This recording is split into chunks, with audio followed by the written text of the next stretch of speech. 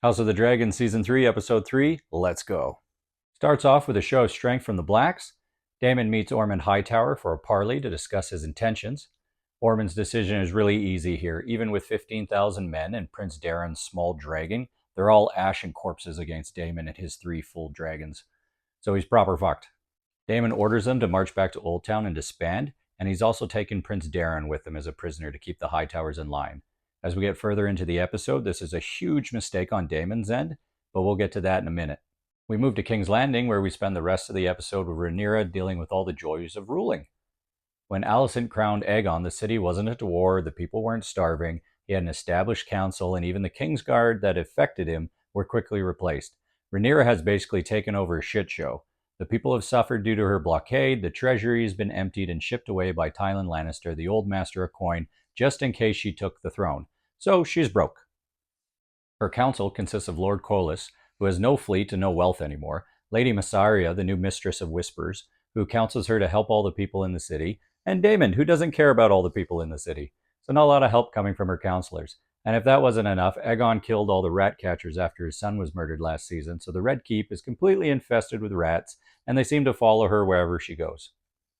The stress and lack of sleep starts taking its toll on Rhaenyra. She tries her best to concentrate while she's holding court in the throne room, while she listens to the never-ending problems of the small folk, while the rats scrape and claw all around her.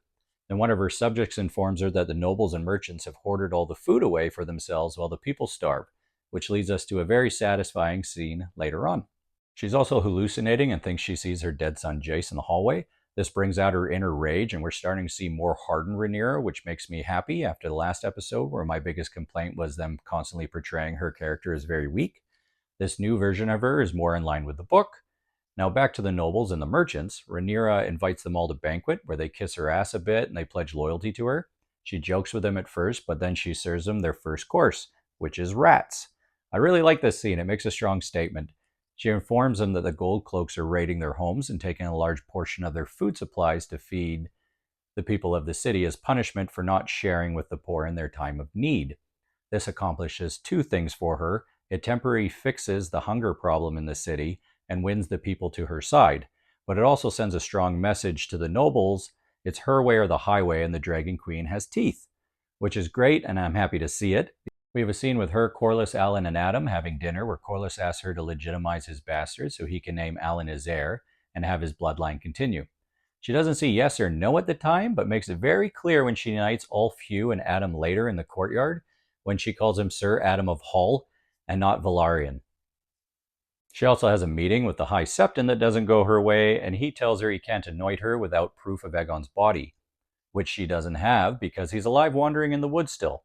He also has no love for the dragons and warns her not to anger the faith.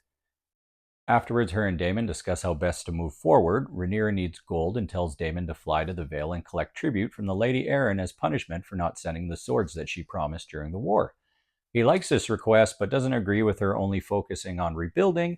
He wants her to be more ambitious and think expansion and riches across the narrow seas. They have 6 dragons, and he wants them to rule the world basically as gods. They don't see eye on this, and he leaves frustrated with her short-sightedness, but reminds her as he's walking away that she still has to kill little Daeron. Now, if you don't remember or don't know who Daeron is, he's the last son of King Viserys and Alicent, who had been a ward in Old Town most of his life, and Daemon took prisoner at the beginning of the episode. The reason everyone is telling her to kill him is because he's a claimant to the throne and could challenge her reign, so he shouldn't be allowed to live.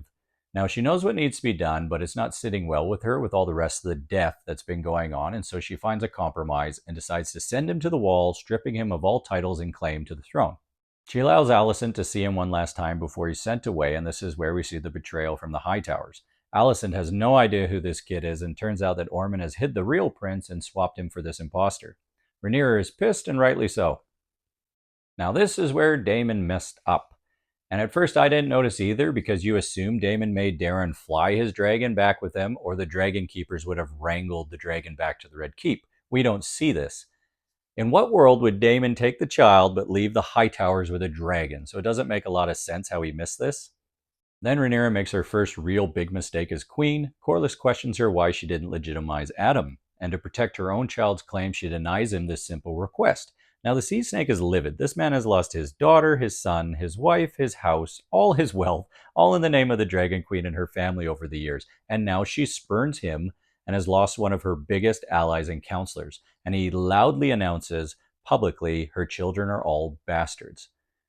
This was completely unnecessary on her part, in my opinion, but is showing the pressures of the crown is already affecting her better judgment, and her paranoia is setting in.